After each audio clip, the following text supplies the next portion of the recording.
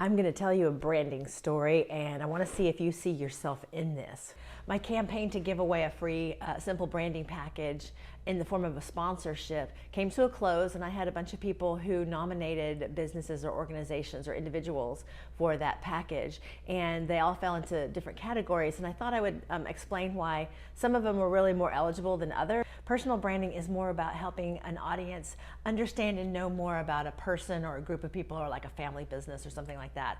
Not so much an organization where a bunch of people work there and they serve clients. And so I had 4 that fell into kind of a similar category. The first one is Inclusive Communities project, and you can find them at inclusivecommunities.net. And the next one is the PTLS Foundation, and that's at ptlsfoundation.org.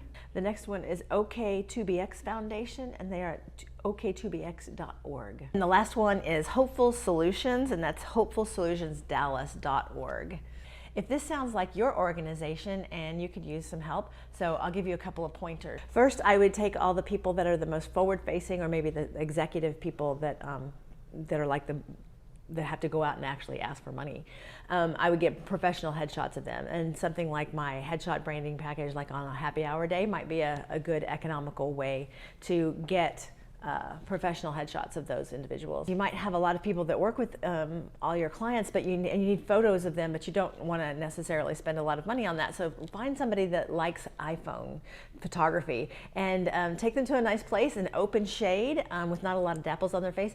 Put that phone on portrait mode, and you can get some very nice photos for that. That's going to be for people who come and go on a regular basis. Next, if you have purchased a bunch of stock photos, then they might all look kind of different from each other and kind of not go together. You can find a filter and apply that filter across all of them so they kind of have a similar feeling, and that will help them feel a little bit more cohesive. Or maybe turn them into black and white. That can help too. Next, I would assign someone in your company to always take photos of different places and things that are going on, and you're going to need to get a model release for anybody that you feature on your website or in your advertising. If that person is in charge of making photos and is part of their job, then it'll always get done. You might not always get the model release you want, you might not always get the exact pictures that you want, but you always have something to draw from. Make it a point to get some testimonials of people, and doing it from the video on your phone is just fine.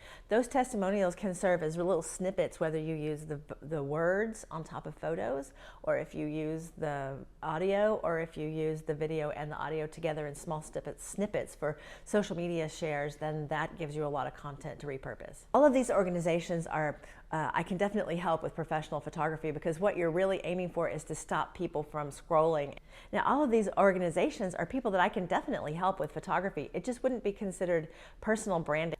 That's what I wanted you to know about the nomination process for my sponsorship, and why some organizations were a better fit than others.